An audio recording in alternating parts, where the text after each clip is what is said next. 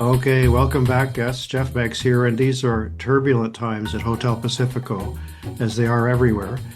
Kate Hammer and Mike McDonald are both exercising their late check-in privileges this week, so we won't be seeing them until we adjourn to the strategy suite, which is later in the show.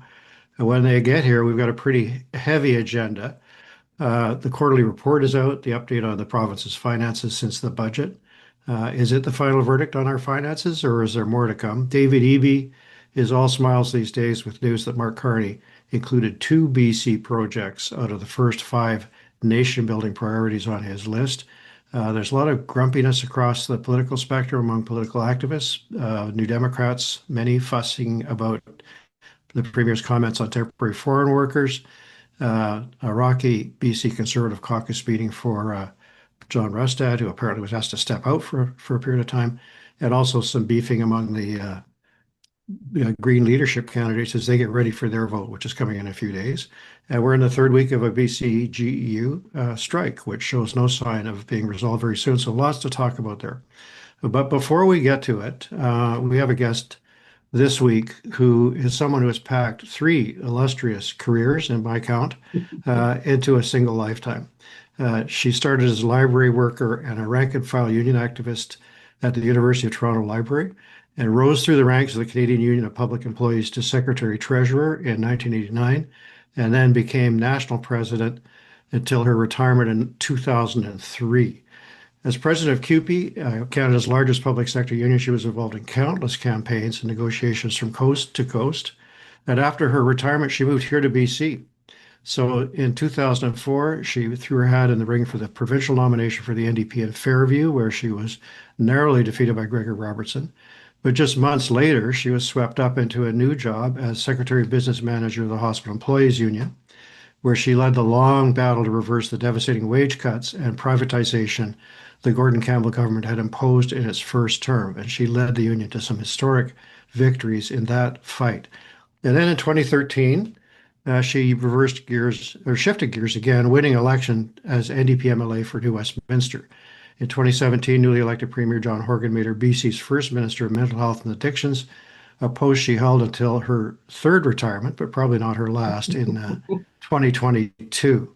And she's now told her own story in a newly published memoir, Leading from the Heart, which I've read, and I think it's a wonderful book. So, Judy Darcy, welcome to Hotel Pacifico. It's great to see you Thank you here. very much, Geoff.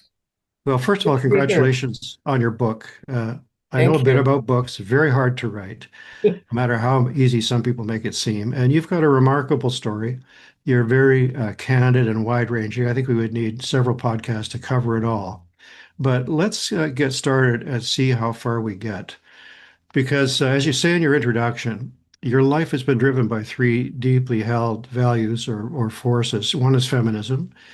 Second, I would say, is trade unionism. And the third is your commitment to social democratic politics. But to understand how those threads came together, I think it's very important to know a bit about your backstory and your parents and their struggles, which is a story that you didn't even learn yourself really till later in life. So can you tell us a bit about your mother and your father and why they're so central to understanding how your career unfolded? Sure, thank you. Well, my father was born in Lithuania, Jewish, lived most of his life in Moscow. So during the First World War and then during the first years of the Russian Revolution. My mother was Danish, born in a small fishing village in Uland, which is the peninsula attached to Germany, and the first in her family to go to university, held down two jobs in order to study languages at the University of Copenhagen. She was in the Danish resistance, and she hid Jews in her apartment in Copenhagen, narrowly escaped the people she was hiding. They escaped notice by the Nazis one of the first times they came and ransacked her apartment. But another time that they came, they didn't find anyone, but they seemed to know that she was part of the Danish resistance. They demanded that she give the names of people in her cell, which she refused to do. And when she wouldn't give up her comrades, they tortured her. They pulled out her back tooth. and threatened to take her to the headquarters, and where people often, resistors often did not come back.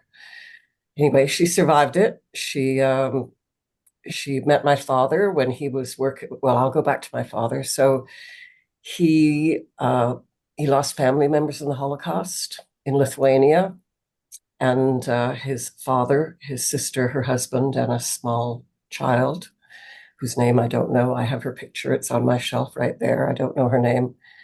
And after that point, my father kept the fact that he was Jewish a secret for 40 years. He was in self-interned.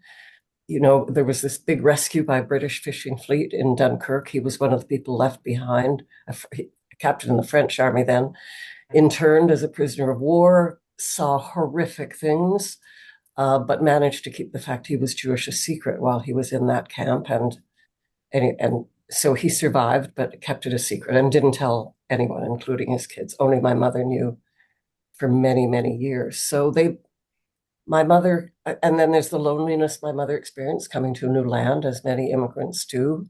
No, they met in a refugee organization Yes, and post-war. they met in a refuge.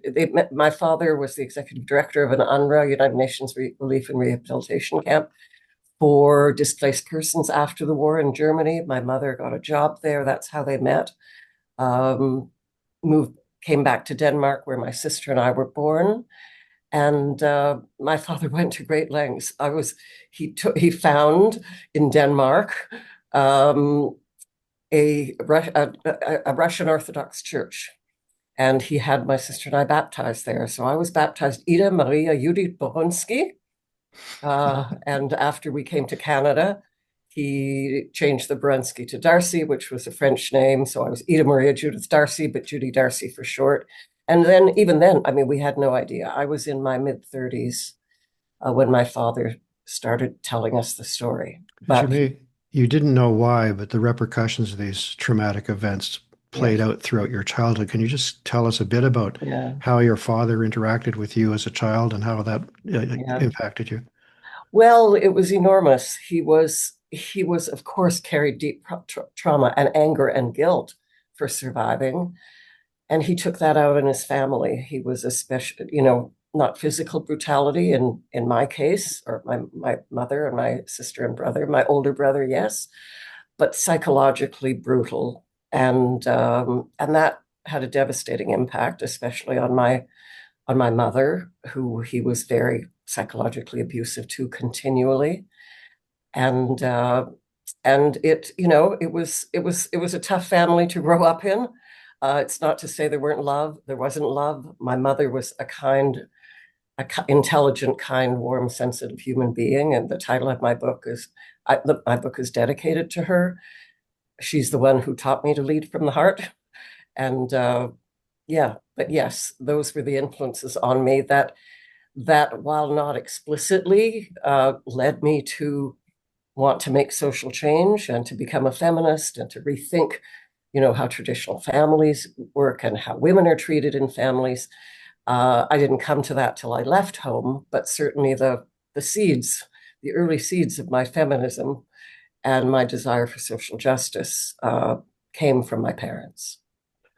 It's you do a wonderful job of weaving those realities back into the rest of your story, but you've just told us you did leave home as a young woman and go to the University of Toronto to study political science, but wound up being a deep penetration agent into the Canadian University beauty pageant on behalf of the feminist collective. And how did that happen? How did you wind up being an infiltrator into a beauty pageant, and what happened next? Well, I met student radicals. It was the 60s, eh? So I met student radicals literally my first week of university, and I started learning things. It was like, I think I said at the book launch, it's like putting on glasses and seeing for the very first time.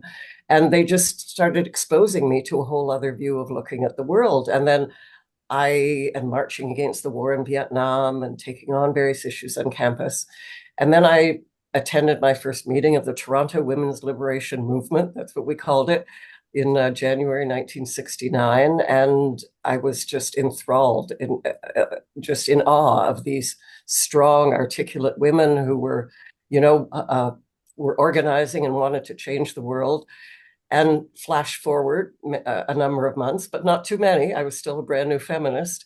I'm sitting in a meeting and we're talking about there's going to be a Miss Canadian University pageant coming up, and Simon Fraser University, which I can see from my window here. I'm in New Westminster. It's on the mountain in Burnaby. Was a hotbed of student radicalism back in those days. And there was a very active Vancouver Women's Caucus, one of the best organized in the country.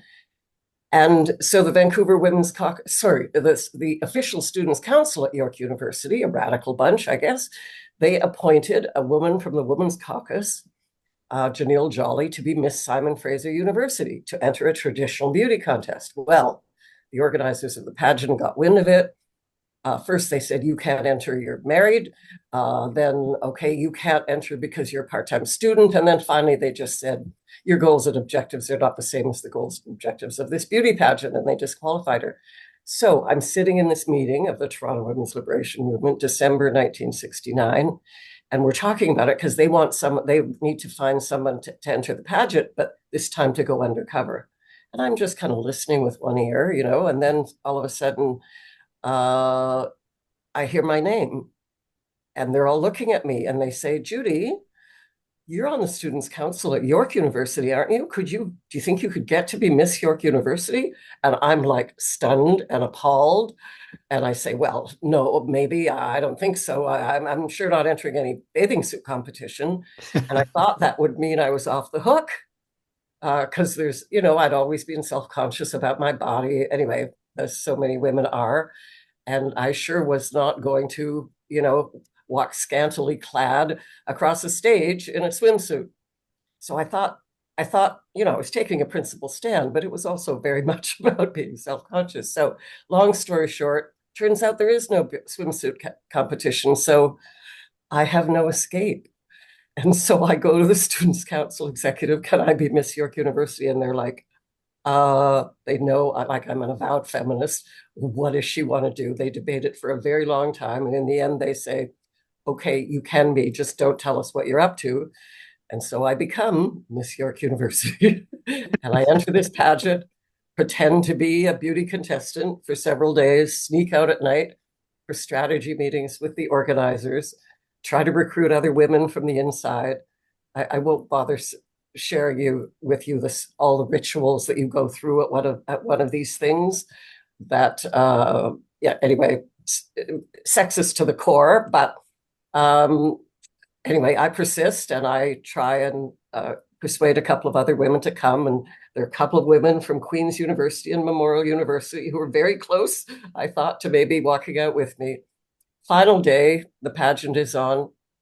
The final night is on, and we're all assembled on the stage, and we all have to walk out on the catwalk. And I'm introduced as Judy Darcy, Miss York University, who's studying sociology with an interest in childcare. What I hadn't told them was that some of my involvement in childcare included occupying a space on campus so that there'd be childcare for workers and staff and faculty and their kids. Miss Congeniality, the drum roll, all of that kind of thing. And then it's the final night of the pageant. I go in, my date is from the engineering faculty. We were all assigned engineering faculty blind dates. People are picketing outside, very tumultuous. Go inside. Once they finish Miss Congeniality, they do, the envelope, please, the drum roll. And the envelope is passed over, it's opened, and first Miss Congeniality. After that, sorry, I can't leave this out. Miss Janelle Jolly from SFU marches in from the back of the room, demands the right to speak. The MC refuses her the right to speak. You're not a contestant, you can't speak. Well, she gives a speech anyway. And in it, she has a line that we have prepared. And that is, this is a meat market. This pageant exploits women. So according to a local reporter, he described it this way: out from amongst a bevy of beauties burst Miss York University, a brunette wearing a sari, saying, it's true, this is a meat market, with tears streaming down my cheeks, which they indeed were. And then I step down from the dais, try and speak. He refuses me. We march out. They decide the TV cameras go back on. It's a nationally televised event. TV cameras go back on, and they start over again, and this time with the 7 semifinalists. And I'm sure much to the horror of the host of the evening, when he reads out the 7 semifinalists, Miss York University, Judy Darcy, is among them. Now, I believe that this was all about the judges. They had picked an unusual panel of judges this year because they were trying to say it's a pageant of a different sort. So, and I'd had an interview with them where they asked a wide range of questions, including my opinion on the war in Vietnam, my personal aspirations, and what I thought of beauty pageants. And I decided to risk telling the truth. So I kind of think they knew what I was up to. And this was their way of doing their bit for the cause. Even though I was an avowed feminist and condemned all of this, I did take a certain pride that I had managed to, that I passed muster sufficiently that I might be a semifinalist. And then, final note, after it's over, my blind date is interviewed by a local paper, and he said, I knew there was something different about that Miss York University. She just wasn't like any of the other girls. And it was the only thing we agreed on. Well, it wasn't the last time you infuriated and disrupted a group of men making certain plans Indeed. that they hoped would unfold very differently. But Indeed. you during that period also became deeply involved in the labor movement through CUPE and through your library local. What was it that drew you to the labor movement, and how did that then become a commitment and an interest in electoral politics? Because you started to show by 1988 you were prepared to throw your hat in the ring for the federal NDP, I think it was, in an election at that time. I want to come back to that for a sec, but why did you get involved in trade union activity the way you did? Well, I was already a feminist and a student activist, and that's what I lived for. And then I'm involved in the women's movement, and lived in hippie communes and all of that, didn't hold down a regular job for a while. But my first regular job was at the University of Toronto Library running a photocopy machine. And my first experience of the union, well, I'm running this photocopy machine. There are blinding green lights. We're all getting headaches. We're not in the union. We're part-timers, not in the union. And I go to the boss and say, is there anything you can do about these blinding lights? And he says, no, there's nothing I can do, and there's nothing I have to do because you're not in the union. So I went to the chief steward of the union, and he'd introduced himself earlier. And he'd said he was from CUPE. I didn't know what CUPE was. I thought he was saying QP, which what I would later learn was question period in the legislature. Very different. Very different. Yes, indeed. So I asked if he could do anything. He goes to the boss right away. And a few days later, my supervisor sheepishly comes up to the photocopy machine and hands me a pair of sunglasses to protect my eyes from the flashing lights, because you can't put the cover on the machine down when you're photocopying. Anyway, it was a small thing, but living with blinding headaches or not was huge. And we weren't even union members. So as soon as I was in a full-time job, I became an unofficial shop steward. Before I was off probation, I was chief steward the next year, then local president. And that's how my passionate lifelong affair with unions started. Yes, let me tell you about an organization called Kalala Laylam. They bring together Indigenous elders and healthcare professionals to offer physical, mental, emotional, and spiritual care to the downtown Eastside community. And TELUS Health for Good has partnered with them to bring better access to ultrasound technology to Vancouver's downtown Eastside. Thanks to TELUS's support and state-of-the-art networks, Kalala Laylam's mobile clinic is equipped with cutting-edge portable ultrasound devices. These devices provide crucial diagnostic capabilities in a mobile setting, breaking down healthcare access barriers and helping to combine traditional healing with modern technology. The program reduces strain on emergency rooms and sets a new standard for inclusive, accessible healthcare. It demonstrates that when corporate innovation meets community wisdom, transformative change is possible. The success of this program could catalyze similar initiatives across Canada, potentially revolutionizing healthcare delivery for underserved populations nationwide. And it's our latest proof point of how hometown Teen Telus is always building Canada. Well, you were involved in so many major issues later across the country, but I want to stop briefly on one that was a watershed event in the history of the labor movement and in the NDP, I think, which was the social contract crisis that occurred during the Bob Rae government. So, for those who did not grow up in BC or did not grow up in Ontario or remember it, uh, a minority Liberal government for a couple of terms falls, is surprisingly replaced to everybody's shock, including the NDPs, by Yes. a majority government under Bob Rae, now a prominent federal Liberal, but in those days a New Democrat and had been for some time. Uh, Things start okay, but they wind up in a deteriorating fiscal situation, which is declared to be a crisis, and seek to find savings by imposing a reduced work week or shorter time or layoffs on the trade union movement. And Right. the public sector unions don't go out. Do they go out on strike? I can't remember specifically, but there's a crisis over what to do about this. And it splits the labor movement. You were the one of the key leaders of CUPE at that time. I remember the role you National played. president. Yeah. What do you remember most about that period, and what are the takeaways? You mentioned during your book launch it was one of the most difficult experiences of your career, and you've had many. Yes. Tell us a bit about that. It was the hardest fight ever in the labor movement that I was involved in. We had our members in New Brunswick had gone out on a province-wide illegal strike. The union in the province entire union was going to be decertified. That was 10 days, 10 days that shook New Brunswick, incredibly intense. But this was a battle of a different sort because it was inside the family. I mean, people had worked for decades to realize a dream of an NDP government in Ontario, and the NDP was very closely connected to the labor movement, as was Bob Rae, and there were many people I knew well, dear friends who were in that government, who had a history as feminists and trade unionists. And yes, some of the very first measures were really excellent. But I remember, and you will know him, Eugene Costera, who came from CUPE and was finance minister in Manitoba, and he served for a few years as my senior executive assistant in Ottawa. And he went to them based on his experience and said, you're heading into difficult financial waters. And it was a bit of a fluke that you were elected, right? It was a bit of that was widely agreed. It was widely agreed.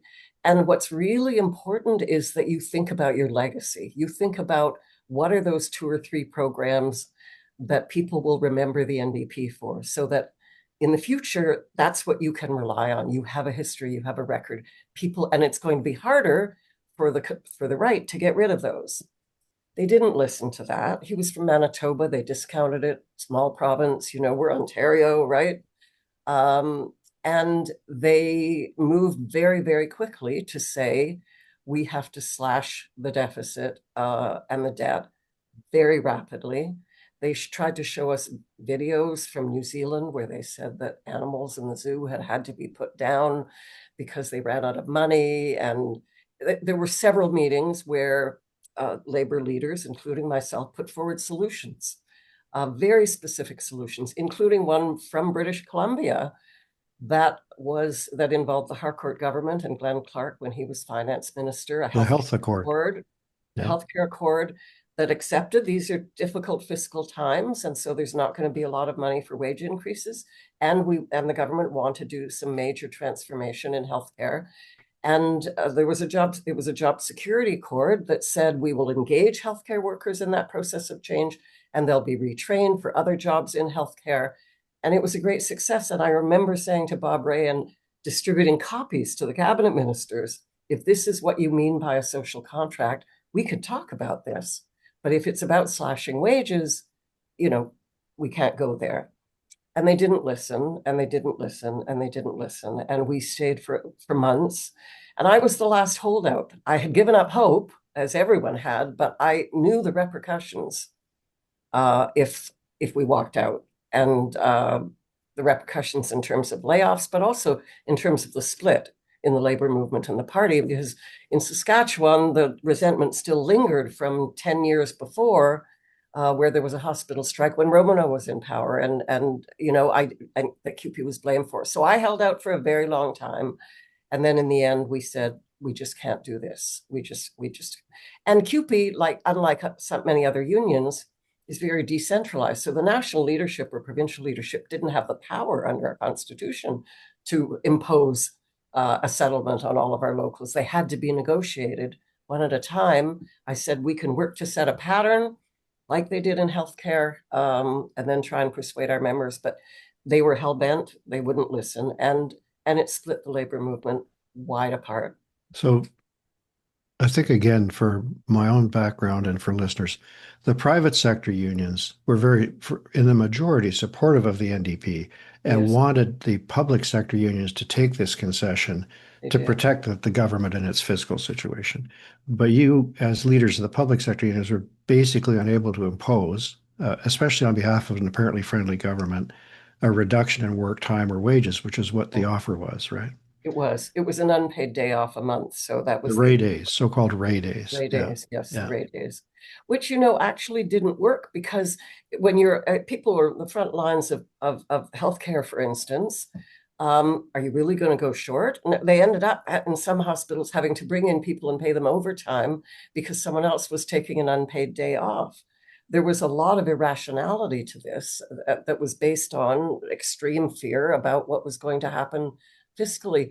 But there were so many other suggestions that were made by the labor movement about what kind of investments could be made in infrastructure and other areas to create jobs, and fair tax policy, a wide range of them, and voluntary time off. Let people who want to take time off to go to school unpaid, or do this or do that, and try and bring the cost down that way. And they weren't listening. And the private sector unions, it was very tough economic times. Ontario manufacturing jobs were going overseas. Technology was taking over in many industries, and their members were definitely hurting. And so there was a sense we've already experienced the pain, and why shouldn't you too? And I remember trying to say to them, how does rolling back the wages of a low-paid hospital worker help a steel worker in Sudbury or in Hamilton? It doesn't, actually. Anyway, it took years to mend that. Right. If it did, I think it reverberated certainly for a generation in the labor movement, and it was something that even today in English Canada, the position of the NDP was impacted for the long term by what happened in Ontario, and it had its own reverberations out here. But anyway, you were, by 1988, which is before this period, you'd already put your hat in the ring. I don't want to let this go by because I think it's very funny. You decided to run for the NDP, but you insisted it be a no-hope riding because you actually wanted to continue with CUPE. I'm just setting the table here for you. And you ran against Frank Stronach, who's run up. That was a very attractive thing to do. and he lost, but the winner was a conservative. Do you remember the conservative slogan? Because he was an optician, right? Or an optometrist? He was an optician.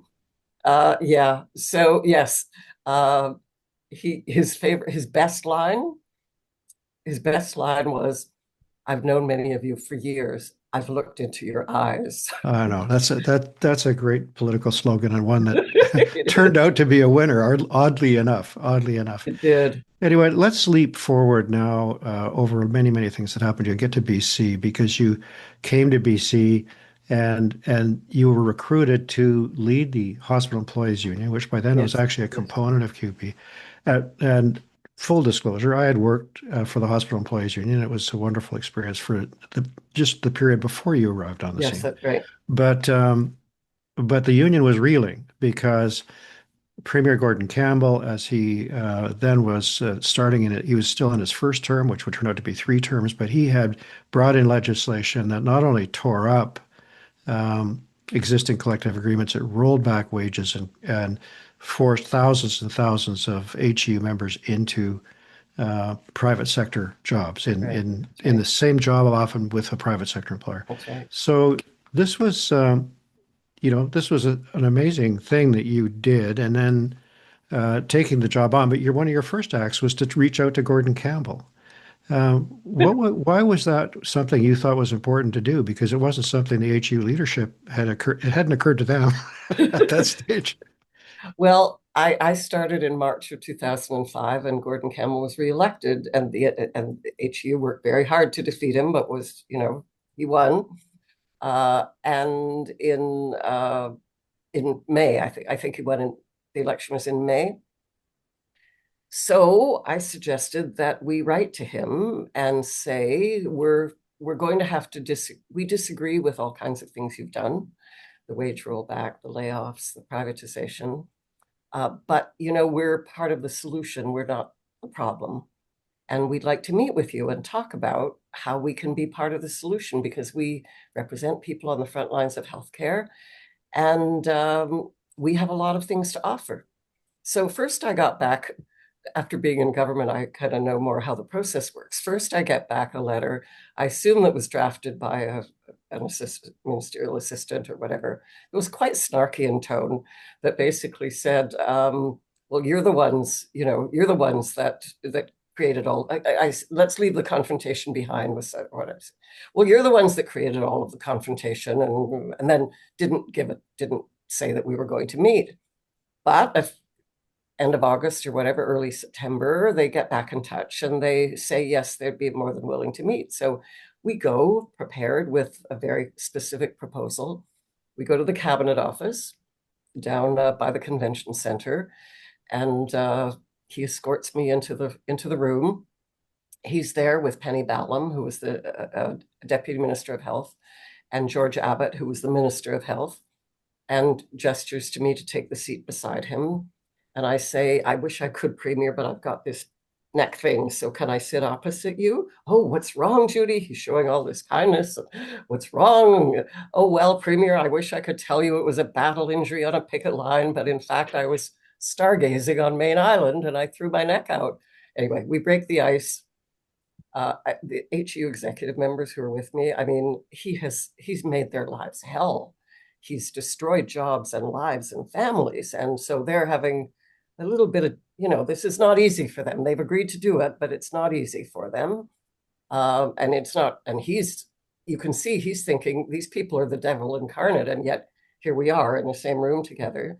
So we made the case that, especially for our members, like care aides and licensed practical nurses who are directly part of the nursing team, how much they had to offer about how to improve care, and that they should involve us at policy tables in order to talk about how to maximize the contribution that care aides and LPNs could work if they were able to work to the full scope of their practice. And he's taking it all in. He's very interested.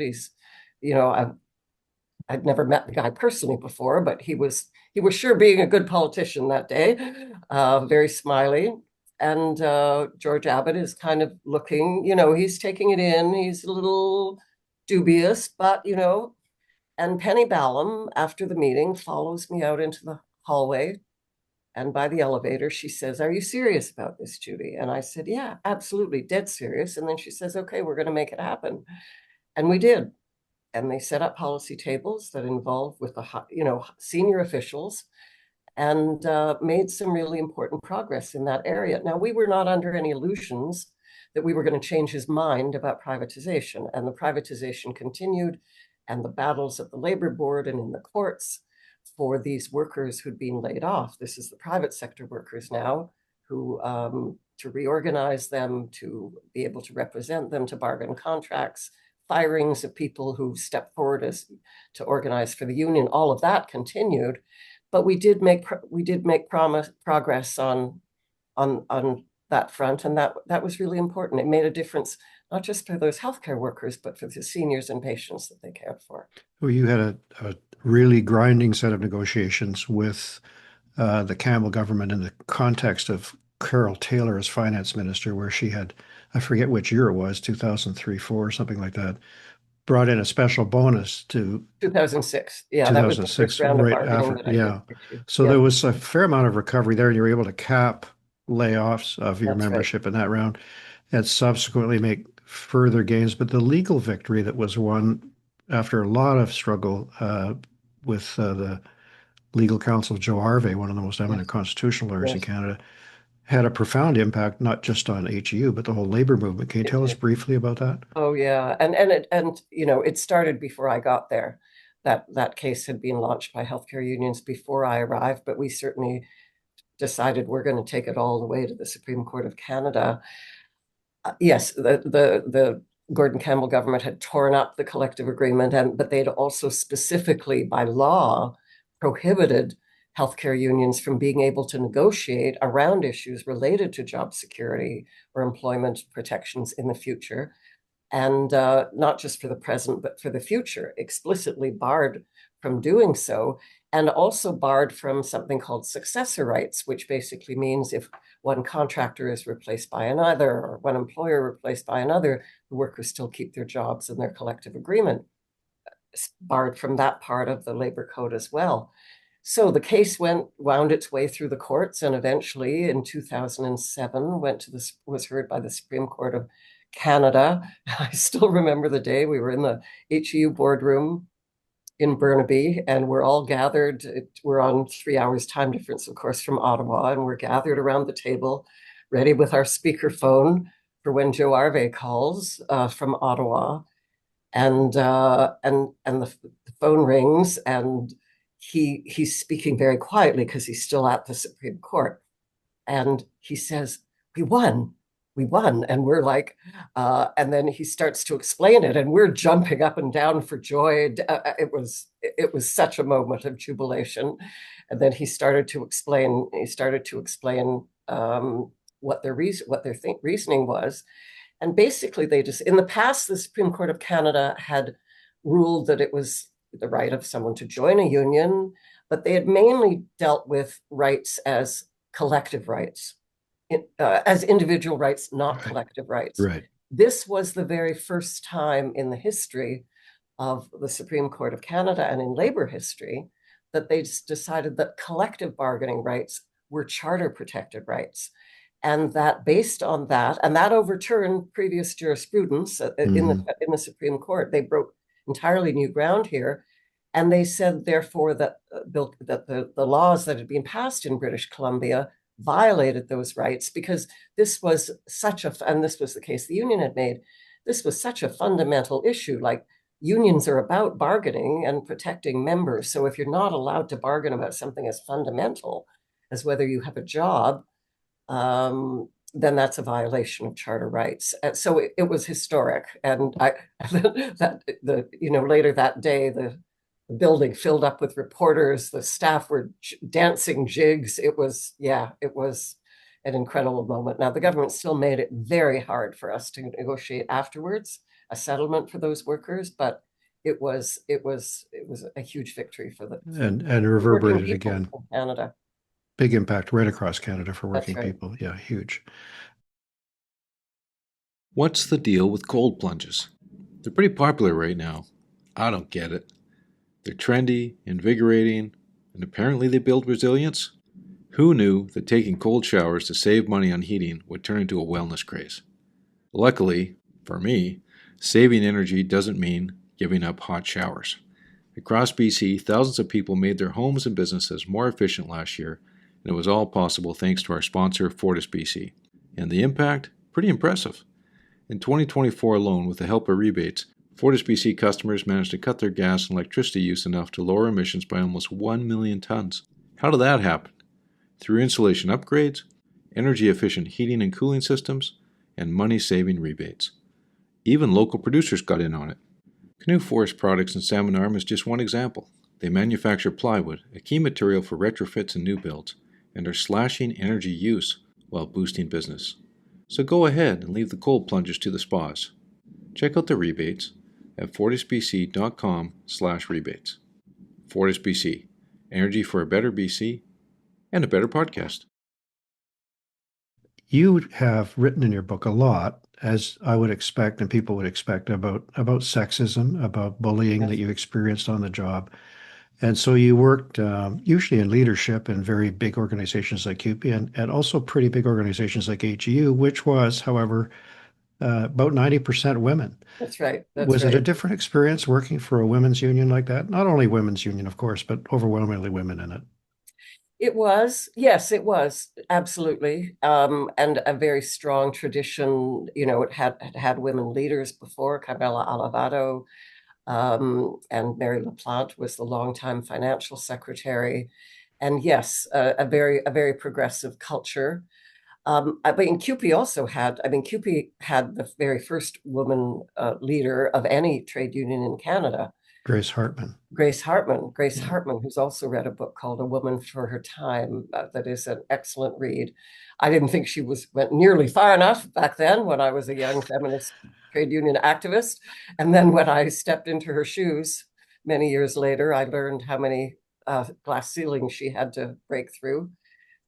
But in CUPE, so CUPE had a progressive culture and had been leaders nationally on equality issues, but it was still largely a male leadership. And there were a lot of senior staff who had been there for a very long time who just never accepted that this young, well, I was 43 when I was elected, but that was young in that context, that I was suddenly, 41, that I was their boss. And there was just all this passive aggressive behavior and just not following through, but also there was just a situation of extreme bullying that went on for years and years and years. That I could be out there fighting the good fight and giving speeches about all kinds of things, including about women's place in the union and about what harassment and bullying is and what the union is doing to ensure safe spaces for women and all of that kind of thing, and at the same time be experiencing extreme bullying. And just because I was the top of the union, there's no complaint procedure, there's no staff union to go to. And I was very worried if I went to the executive board, it might be seen as, you can't take the heat, get out of the kitchen, right? And you can't go to the Canadian Labor Congress and say, can you, right?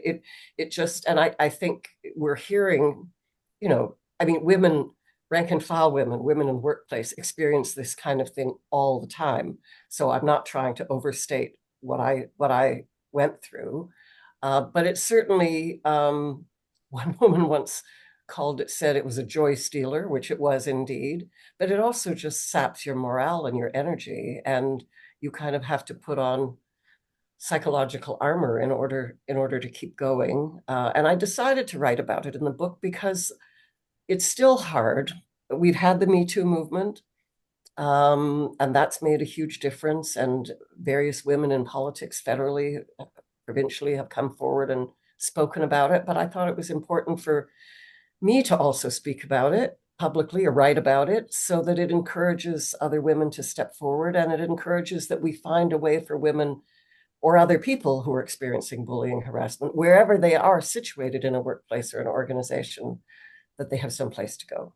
Well, you certainly opened that door for many women, and some of them were at your book launch last night, and thank They you for were. that. It was very nice. But then you stepped into the fire again in electoral politics. You won the nomination in New Westminster in 2013 and were elected to the legislature. 2011, actually, I won. 2011. Oh, that's Yeah, right. I yeah, beg your yeah. pardon.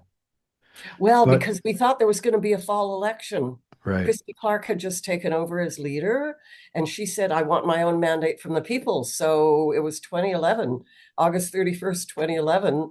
And, and, and I'm off the next day to a strategy meeting with candidates and caucus and blah, blah, blah to get ready for the election. And later that night, Christy Clark comes on and says, I've decided we're going to go to the fixed date in, 20 months later, Mm-hmm. because, we need some stability in the economy. And but she just lost the referendum on the HST, right? And the polls weren't looking good. Right. So delayed That's it. right. Yeah. So I knocked on doors and for 20 months. And you got elected in 2013. Yes, I did. And again in 2017 when John Yes. Horgan picked you to be the first Minister of Mental Health and Addictions in Canada, not just BC. That's right. Uh, this was a year and change into the public health emergency declared previously by Terry Lake, who'd been the Minister of Yes, that's Health, right. with Perry Kendall, Dr. Perry Yes. Kendall. Talk a little bit about that period, because I know how hard you worked, and how your book explains how the experiences you'd had with your parents reverberated through that work as Yes. well. Um, it's still a massive issue in Yeah. BC politics. When you decided to leave politics at the end of that term, what was your assessment, and what is it now? Tell us a bit about what you felt you achieved and what you think more needs to be done, because obviously we're far from the end of this. We are, and that could be a whole podcast, eh? Hmm. That could be a Absolutely. whole podcast. Well, when John Horgan called me, I think I told this story last night. I'm at the ferry terminal waiting to go to Victoria for swearing in the next day, and we don't know who's going to be sworn in. And it's only when I see the call display when he calls, and I'm, okay, is this it? And it turned out it was, and I promised him that I would throw my heart and my soul into this job.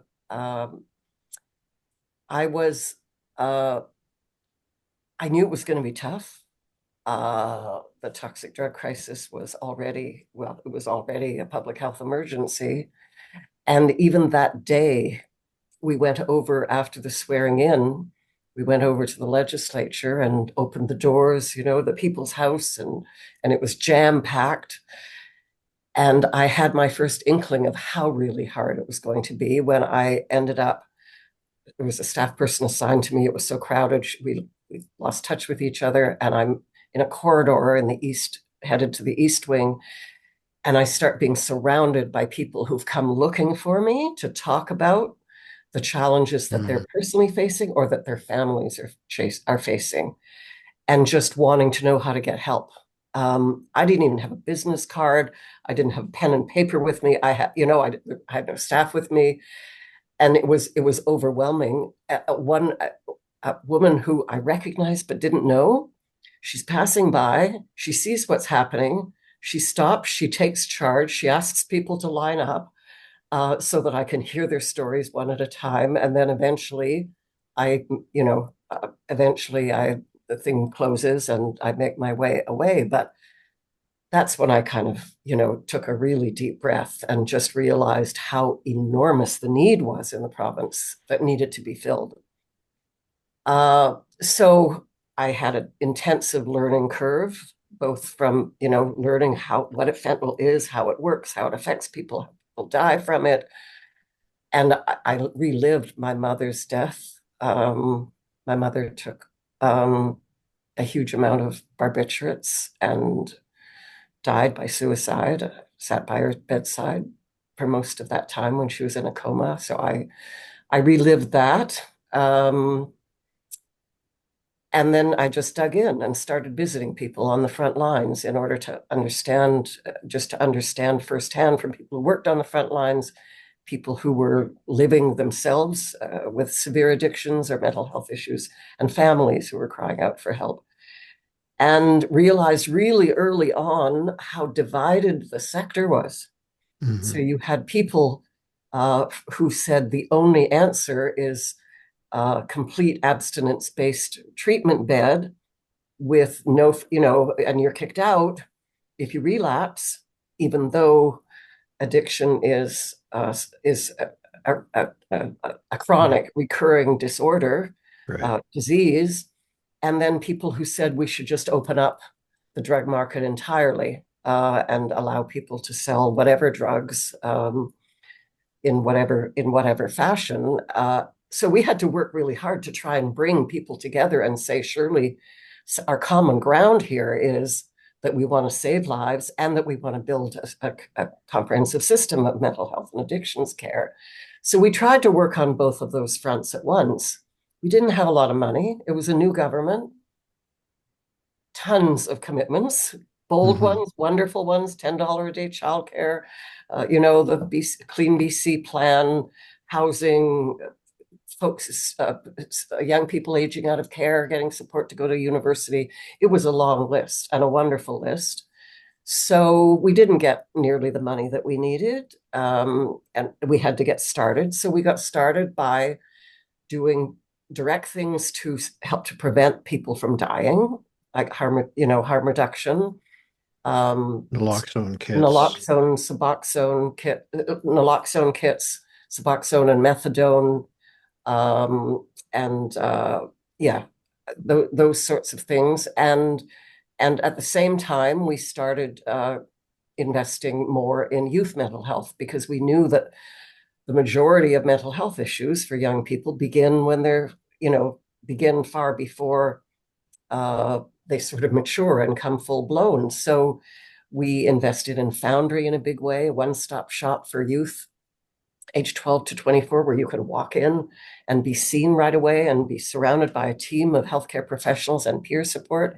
So we committed, there were 5 underway. We committed to 19 and then later to 35. We worked to provide access to counseling. So mental health and addictions care is not part of our universal Medicare system. It should be. I hope that we see the day, and not very long from now, that we don't isolate out people's mental health and well-being from their physical well-being, then it's covered by Medicare, but it's not. So it's out of reach for a lot of people. So funding for, I think it was 45 community agencies to provide either no cost or low cost mental health counseling, that was huge. Now, opening a therapeutic recovery community in outside Victoria. There was a wide range of them, long list. They, of course, got no media attention because, as I learned Good in news. government, only trouble is interesting. They tell you that when you're writing a book too, only trouble is interesting. But it certainly is true for. You did see a downturn Yes, in we the rate did. of overdose deaths by 2019, which was We did. substantive. By 36%. 36%, Death toll went right. down by 36%. And I remember being lying awake at night the night before that press conference, after we had the coroner's report, which came out monthly and showed that the previous year the death toll had gone down by 36%, and just wanting to make sure that I conveyed the message that this is progress, we're headed in the right direction, but we're not taking our foot off the gas, because 950 people dying instead of 1,300 people dying is progress, but it's a long way from where we need to be. And then you were hit, as we all And were, then by COVID. That was February of 2020, and in March, COVID hit. Right. And I still remember a call from someone, a community worker, who said the overdoses are going back up again. And she was, there's an army of people working on the front lines of this crisis, as you know, giving it their all. And I still remember her voice breaking. And indeed, the numbers shot back up to the highest they'd ever been within 2 or 3 months. But it was, as John Horgan writes in his book, one of our finest moments. No, I guess those are my words, but he spoke very proudly of that period.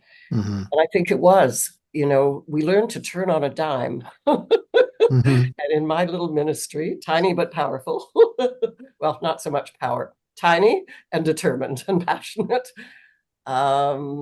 working with the community, Canadian Mental Health Association, the BC Division, and other organizations, we were able to stand up virtual counseling across the province with the financial support for those agencies to do it, put in place counseling care programs for frontline healthcare workers, for students, just a wide variety of tools for people. We doubled the number of youth treatment beds, and increased significantly the number of adult addiction treatment beds.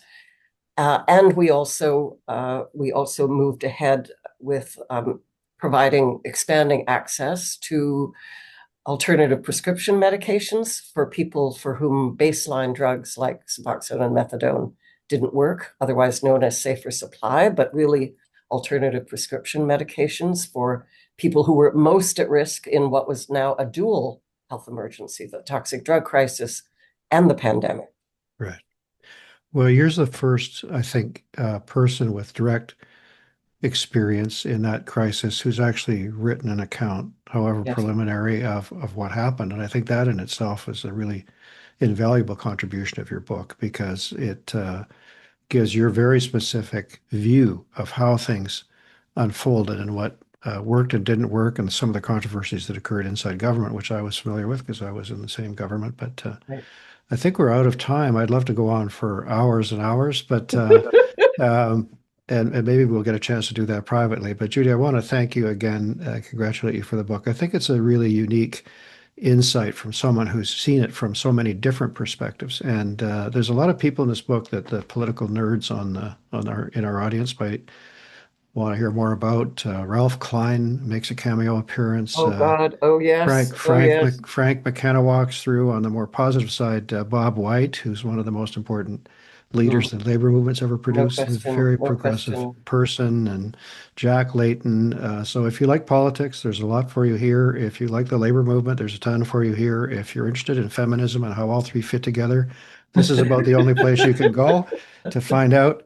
So, published by Douglas and McIntyre, it's called Leading from the Heart. I've read it. I really enjoyed it. And I want to thank Judy for joining us. And good luck with the book. I think you're going to have a great time with it. Thank you so much, Geoff, and thanks for inviting me on. BC's public services are stretched right now. Maybe you've noticed. We care about the work we do, but a high cost of living means healthcare workers like me can barely make ends meet. Experienced staff are not staying, causing longer wait times. If we want to get public services back on track, BC needs to invest in frontline workers. A message from members of the BC General Employees Union, BCGEU. Okay, look who's here. As promised at the top of the show, the rooms are filling up at Hotel Pacifico, and our old friends Kate Hammer and Mike McDonald are back to join me. And I've had a good time with our guests, but it's great to see you guys. Kate, welcome back. Thanks. Good to have the gang back together. Thanks for driving the bus, Geoff. Yeah. Yeah. And thanks for joining us. Strategy Suite, busy day. Busy day. We got some fun ones. Can I start us off with one that's maybe more clerical?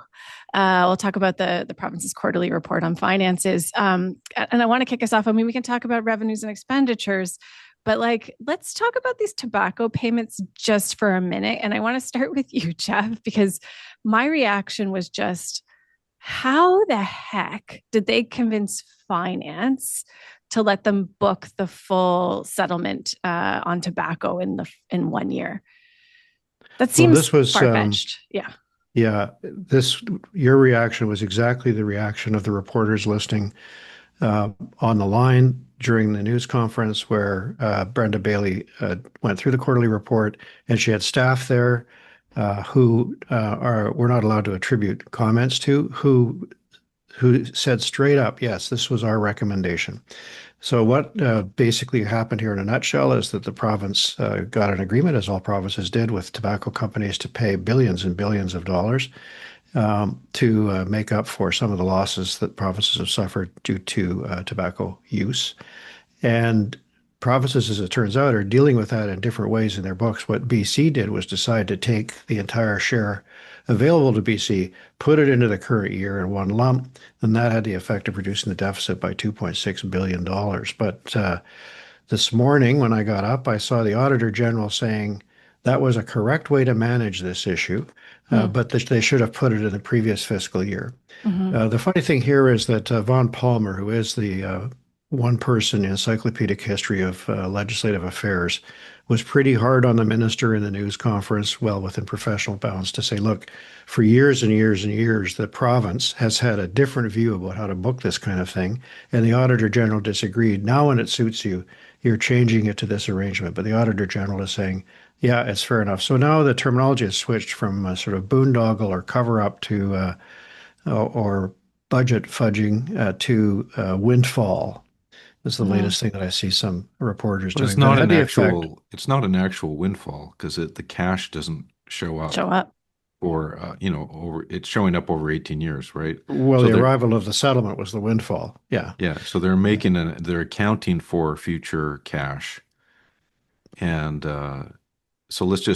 let's give them the benefit of the doubt that this was the correct accounting decision, it still doesn't change the fact that they still have to borrow that amount. Well, and it doesn't change the fact that we have a record deficit, that the Yeah. spending is the deficit $600 million higher, largely due to declines in almost every revenue source. And in spite of the government's valiant efforts to cut, which amounted to some $300 million. So that's going to grow next year. But it was a tough morning for Finance Minister Brenda Bailey. What do we make of there are declines in revenues? I would say they're not catastrophic. Do we sort of do we take that as comfort that maybe it's not going to be that bad, or do we say like it just hasn't? We haven't, the state of the economy, the problems we're facing, real estate, it all hasn't hit the books yet. I would say, pardon me, I would say that it's an escalating situation. Yeah. Because leaving the tobacco windfall aside, the real deficit probably would have been over 14 billion, or this year would be about 14 billion. And part of that is the carbon tax coming off, but largely it is a structural deficit where the level of spending we have right now is unsustainable. And our economy cannot support this level of spending. And, the government is sending signals that they're attempting to grow their way to a better position. And if you grow the economy at a greater rate than your level of spending, then that will help over time. But there is, I'm afraid to say, there is a reckoning coming. And whether it's going to happen under the NDP or under another government, painful decisions will be made in the next 5 years or so to deal with that, because, the government keeps touting our low debt to GDP, and I think it's now at 26%. Not that long ago, it was about 15%. And before we know it, it's going to be over 30. And before we know it, they'll be comparing us to Newfoundland. See, we're still lower than Newfoundland, or something like, pick your, basket case, historically basket case provincial economy with high debt. We're going in the wrong direction. We're going more in the wrong direction than any province in Canada right now. But it has to be said, Mike, that other provinces in Canada have a higher debt to GDP ratio than us and have had it for a long time. And talking to Judy Darcy about the conflict that occurred between the Bob Rae, then he was a New Democrat, a premier in Ontario, and the whole labor movement was relevant to the current debates that are going on, I'm sure, in Victoria about how to manage the negotiations with the BCGEU and how to manage the next budget and how to deal with the Premier's commitment to protect public services in the face of all this. It's not clear what the strategy will be to move out of it, and that was the very same problem, really, that bedeviled the Rae discussions with the unions at that time. Okay. Let's stay then with the economy and what David Eby is doing about it, and our favorite sage, holder of knowledge, Vaughn Palmer. And we have a clipping this week. And our clipping comes from Vaughn, actually speaking on CKNW radio about the projects, 2 out of 5 priority projects from the Premier making the Prime Minister's list. And I'll quote directly from Vaughn: "Whatever you might think about the NDP government, investors are taking a serious look at investing in this province. This is private money." So the Premier is right when he says this is a vote for confidence in BC. Mike, I'm going to give you the minute to is that, are you with Vaughn there on the credit to David Eby on this and on the success of the 2 projects? Well, I think he could be referring to one of 2 things, both related to mining. There's the Tech Anglo deal to relocate Anglo American's head office to Vancouver if it's approved and the deal goes through. That is a very significant statement. It is actually historically significant to move a headquarters of one of the top mining companies in the world to Vancouver. And that's, it can be said the BC government didn't screw it up. I think there's been some coverage in the Globe and Mail in the last few days that Mark Carney insisted on that too, that the headquarters be in Canada. And if that's the case, that's a very excellent example of a federal government using its leverage to make something happen. But still, speaks well for BC to have that type of profile in mining. And, there's also the approval of the Highland Valley environmental certificate and the decision by Tech to go ahead with the extension of that mine. So all that's good. There's a lot going on in mining right now. And now we had the environmental certificate approved on Monday for the Nishka's LNG project up north. So that just awaits a final investment decision. That's another substantial capital investment. So the momentum behind major projects in energy and mining is positive. And, with reference to our previous discussion on the finances of the province, it's essential, and there needs to be more of it. And I think, this is a political opportunity for the government to really embrace the resource development piece as their own and to continue to make things happen, because that's really what the economy needs right now. Well, Geoff, the list yeah. in many respects had things that we knew were going to happen, but it's still good to hear Carney say them out loud. I mean, Yeah. we're now seeing deliveries, exports from LNG Canada in Kitimat, and one of the projects he listed was the second phase, which is fully permitted. That work was done when Mike was in government a long time ago, the permits. So really the question is, will the proponents go ahead with this second phase, which is a huge thing? It would double the capacity and be huge for revenues to the province. Casilla Sims is another one. And then the Red Chris mine, which my understanding is was largely permitted too. There was an unfortunate accident there while they were trying to build out that mine this summer, which or do pilot work on it, where 3 people were trapped for a while, but fortunately extracted alive and unharmed. But these are big projects that are largely underway, except for Casilla Sims. It'll be 10 billion. Just I think in the construction phase, and 14 all in. So these are large numbers. Plus the coming hydro investments that the premier has promised for renewables that will assist a few projects, plus Site Sea Power flowing to the northwest. These are all things that could be a strong economic narrative for the premier. Yeah, and it's not just jobs out in the interior that we're talking about. These are the types of jobs that fill the office towers in Vancouver, with accountants, with lawyers, with engineers, communications consultants.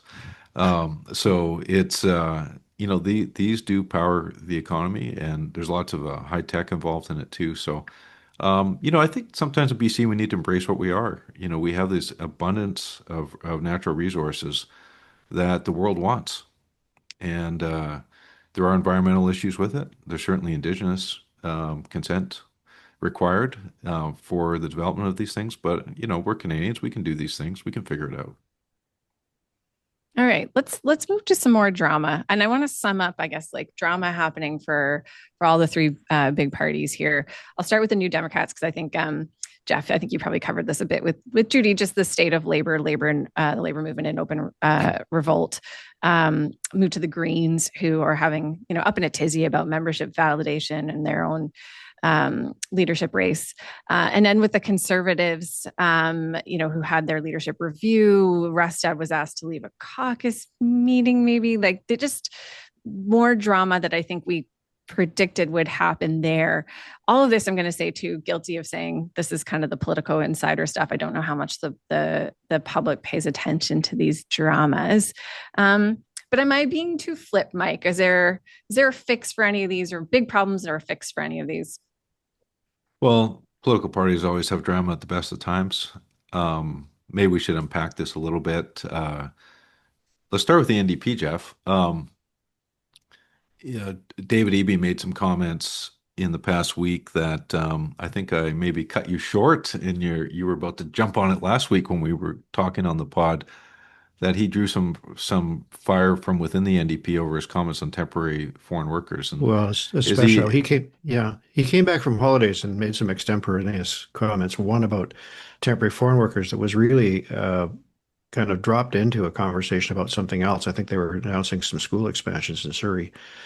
The criticism he made was one that's very commonplace and broadly accepted, and he got a lot of applause on social media for it. But he did it from a perspective that had already been developed by Pierre Poilievre, and acknowledged that connection, which infuriated a lot of activists in the NDP base, because it purported to show that we were having trouble in food banks and trouble with housing and so on because of temporary foreign workers. In other words, blaming the workers for the management of the program. And he could have, and did later, make a left-wing criticism of the temporary foreign worker program, which has always been disparaged by the union movement. But it triggered a lot of outcry from senior and important voices in the NDP on social media, particularly on Facebook. We heard them from Labour. We heard them from, you know, a wide spectrum of secondary leadership in the NDP. And I think it'll continue to reverberate with him heading towards a leadership review. It's really not a review of his leadership. It's should there be a leadership review, or should there be a leadership race? And it's kind of a yes no ballot. It's a free swing at the Kind of the premier same if you thing, want to isn't it? take one.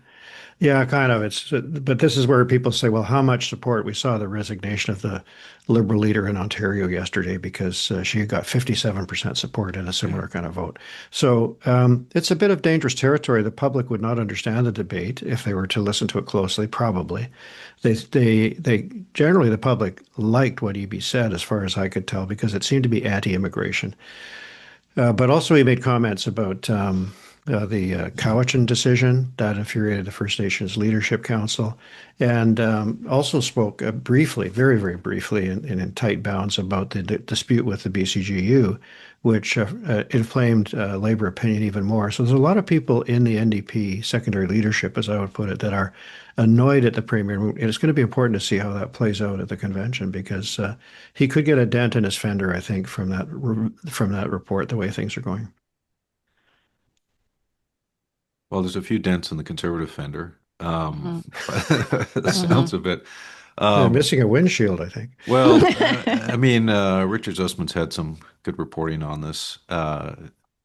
Starting last Friday when they had a caucus meeting, and there was another report out. I saw it on the news this morning too about this membership controversy, where allegedly a large thwack of members were signed up using the same Visa card, and lots of irregularities with that. And why were they signed up, and whose service were they signed up for? There's a leadership review going on right now. So that's got a number of MLAs bent out of shape. And questions are arising over, is Rustad going to have to leave? Is he going to hang on? And that's never a great conversation to have lingering. I'm not sure yet how serious it is. It's probably more serious than it has been since the election in terms of this issue right now. Certainly there would be people chattering as to, like, well, if Rustad leaves, what next? So that's always a favorite parlor game for people, and it will come down to, well, who can organize, what are the rules of a leadership race? Will new members be allowed to join? How much time will they have? So there's lots of big questions right now, but I think it potentially is a pivotal moment. Well, certainly if Rustad does leave, it's a very big moment for the next election, because if they get a leadership change done right, and actually consolidate the opposition to the NDP, then they could be in a very strong position going into the next election. But if they fracture and split into more factions and continue to leave this huge vacuum in the center, then we'll continue to see more instability and chaos. That's great news for the New Democrats, obviously. And to think that a year since the election, Rustad's facing this really noisy review. Plus, he lost 3 MLAs who are, he probably was happy to lose in some respects, but it's been a really turbulent period. And we're mostly talking about problems in the Conservative Party, not the Conservative Party's criticisms of the government. Yeah, but Geoff. And don't count Rustad out. Yeah. Yeah, well, don't cut Rustad out, but no, I don't. The historical analogy here is, in 1991, when a party came out of nowhere to be the official opposition, the first year was really rocky. Yeah. And, NDPers could have been sitting around a year after, like we are today, saying, these guys are in chaos. This is very good for the NDP government. But then, you know what? Leaders changed. Gordon Campbell came in, and all of a sudden, the race was on. And is that going to happen again? I don't know. I mean, Rustad may be in a stronger position, but it's circumstances can change very quickly in a way that may not be favorable to the government. So Well, You the know, race was on, but Gordon Campbell did lose. I mean, this is not good. You never want to be talking about your own internal problems. You always want to yeah, be talking about everybody else's problems yeah. and Mhm. offering some kind of direction. And so far, Well, Rustad's unable to do that. Gordon Campbell didn't win the election, but neither did Mike Harcourt. So he was Mhm. gone. He lost his leadership during that time. Yeah.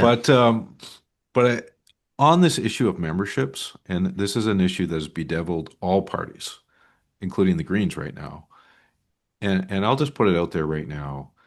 Like I've come to the conclusion that it probably makes sense that when it comes to voting, certainly on a leadership process, but even in a candidate nomination scenario, that you have to be on the Elections BC list.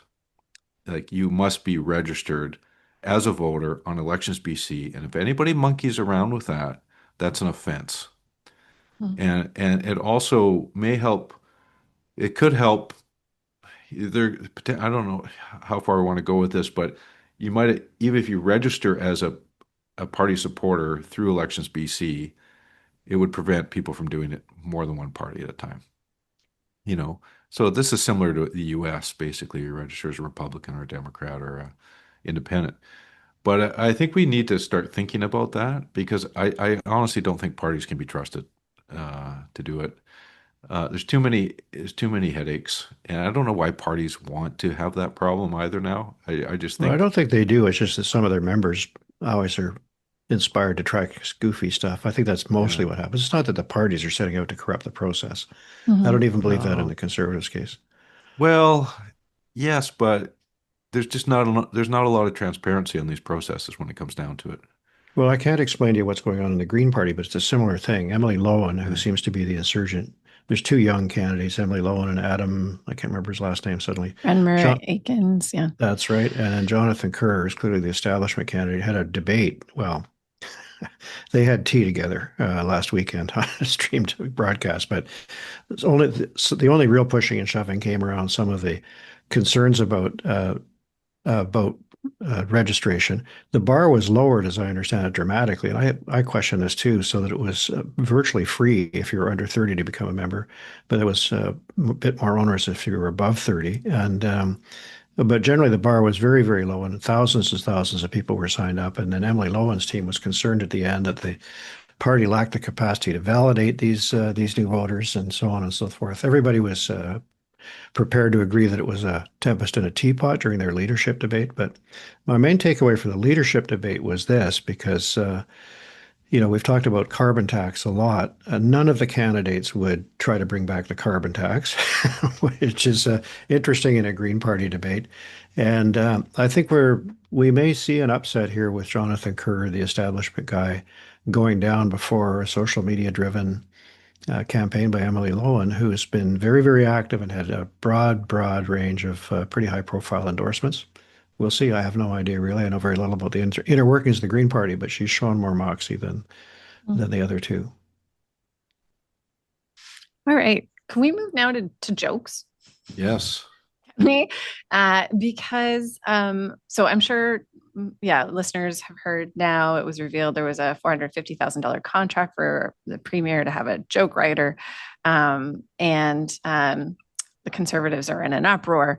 I mean, I'm just going to say personally, I'm here for that kind of comedy content in my political discourse. But Mike, what do you? I mean, money well spent. So the background of this story is that a local comedian, I think a well-regarded local comedian, actually, is a kind of a lefty comedian, right, Geoff? Yeah, Got and well regarded. a contract up to $150,000 a year for 3 years based on an hourly rate. And apparently only $14,000 of that contract has been expended, according to the Premier's office. But it does raise the issue. Does there need to be more jokes in British Columbia? So I've outsourced Jokes. top 10 list of jokes about these jokes. Also, this is Mike auditioning for the role at a lower rate. Yeah. Okay, number one. This comedian contract was approved under Bill 15. Making David Eby funny is a major project. Number two. At least these jokes weren't built in China. Number three. It's Canada's first government-funded joke injection clinic. Okay. Number 4. If what David Eby needed was more dad jokes, he just needed to buy 2 guys from Poco a hot dog at Costco to get some new material. Number 5. They wanted to hire a real comedian because it's been amateur night for too long. Number 6. For $450,000, these jokes should come with a Netflix special. Number 7. The previous plan of sourcing jokes from the Center for Policy Alternatives and Pivot Legal Aid Society wasn't generating the big laugh lines. Number 8. After hearing this, I'm beginning to think the Elias Pettersson contract is a good deal. Number 9. Take heart. If your ER is closed, you can call 1-800-EB-JOKE to lift your spirits. And number 10. John Horgan didn't need a joke writer. He had Jeff Meigs, the funniest guy in show business. There you go. There you go. Here's our top 10 list. Well, full disclosure, first of all, I consider Charlie DeMers a friend, and he did write jokes for John Horgan. Not very many, but I think there's a whole set of other questions that are going to have to come up in CUPE on this, because we don't know, for example, if this was competitively bid, whether government communications staff had an open call for jokes and took low bid, whether there was some kind of competition where the comedians had to perform in front of these folks. And I'm not clear on whether or not Charlie gets paid if the premier steps on a joke and crushes it so that nobody laughs. I mean, does he get paid then, or does he get paid by the laugh? Like, is there does he like get paid by the laugh? yeah. I think like an I think it should be applause straight meter piecework. Should be straight piecework. And if he sends in 10 jokes, it's that's why he gets the work. He gets 10. Thinking about, like, I'm sure it is true, but for most folks, the quantum is just like astounding. Like, what's $150,000 worth of jokes a year? It's quite a bit of content. And I was trying to think, like, are they trying to get ready in case there's an election and they want to make sure they have enough room there to really bring her and like have a brand for him? Because I have to say, I think during our election coverage at one point, I think I raised a glass to David Eby or something, and I was pointing out, like, his best look is when he's funny. And my worry would be these jokes would be too sophisticated because it's when he's kind of dad joke funny, like a bit more of a flop. But by far, it is his best look when he's a bit self-deprecating. Joke writing is hard. And it's, in my experience, both Gordon Campbell and Christy Clark, usually the call would go out for some lines and the staff that are around him would, think of some good singers yes, totally. Things like that. It's always good to have a good little story to tell in a speech, but we didn't have like dedicated joke writers. But did you have this problem where too, you go in this exercise and then the best joke that came up amongst the staff, you couldn't actually say? Oh yeah. I feel like I had that experience so many times. We'd try this and then we'd be like, or the premier hates the best jokes. Yes, it doesn't land for the person who has to say it 100%. Here's 10 things you can say that are critical of yourself, Premier. It's a hard delivery. Yeah. Sorry, I cut you off, Mike. Yeah, no. It's I understand the need to have good material, and frankly, Charlie Demers is probably a really good person to go to get some material. It's just the way the contract is set up, the optics suck. Yeah. And I'm here for more comedy and politics. I'm here for, and I'll just say, like, I think, this comes back to this. Well, anyway, it'd be interesting to see how there's a funny alchemy to how much a writer can pair with the voice of the elected.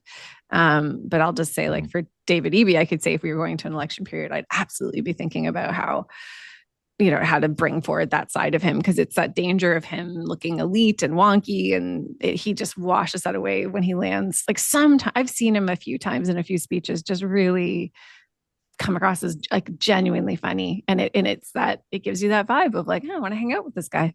So I get where it came from, and someone should have maybe thought about the optics of the contract, I guess, unfortunately. Well, on that note, Kate. Yes, sir. We have some news to share with our listeners. We do. Don't make me sad.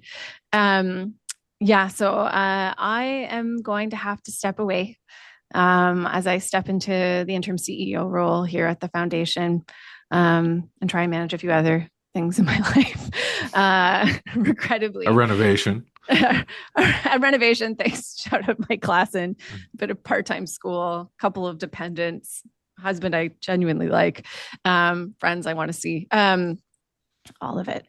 I'm gonna have to step away for a bit, and then I'm gonna, like, just to name it too, like, aside from the fact that I like doing the podcast, I like seeing the two of you every week. And I'm really going to miss it. I'm like, I don't want to understate how regretfully I'm sharing this news.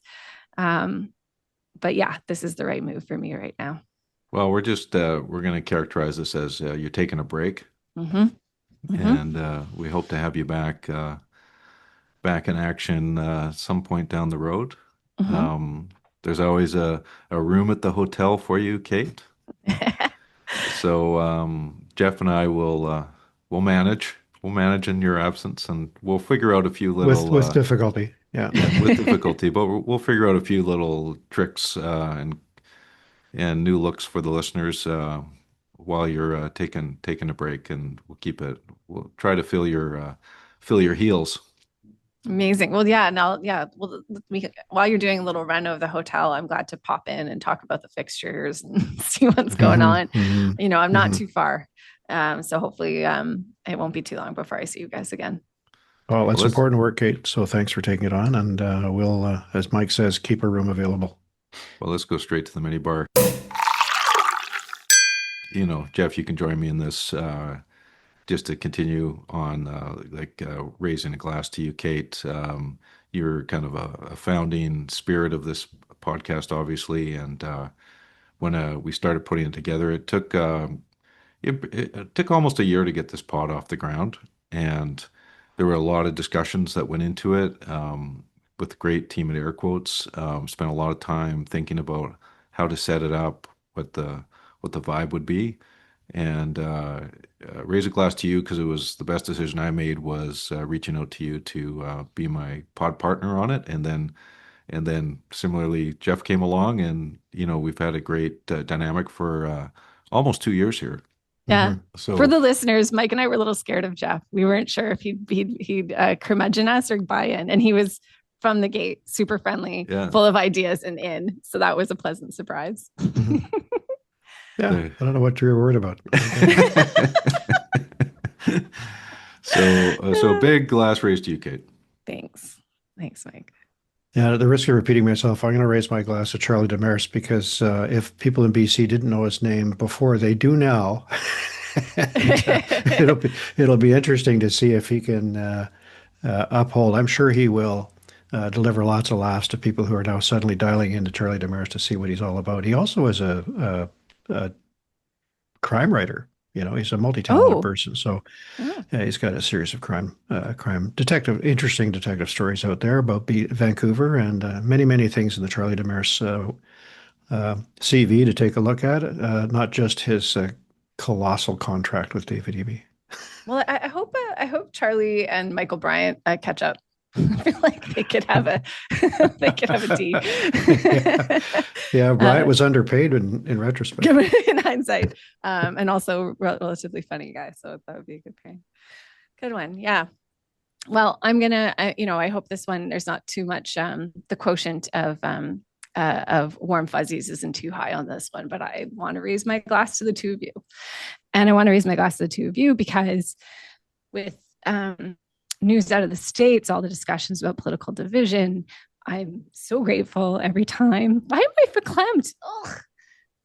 I'm so grateful every time I get to come on this pod and talk with the two of you and remember that as politicos, we care a lot about the issues and we bring our whole spirits to these debates. And we never condone violence or hate in this discussion. And you guys model every week exactly the type of discussions we want to be having. And I feel like the luckiest pod co-host on Spotify or Apple Podcasts or wherever you get your podcasts that I get to do it with the two of you. Well, right back at you. Thanks, Kate. All right. Should I read us out? Yep. All right. I want to thank Judy Darcy for joining us for this episode. And I want to thank our presenting sponsors, Talus and Fortis BC. Did I miss anyone else? No? BCGU, did we say that? BCGU, I want to thank them too. Yeah. Sorry, I'm working without show notes. Forgive me, folks. The feelings are getting me. We will see you next week, guests, or at least certainly Geoff and Mike will, and I'll see you a little bit later. BC, you can never leave.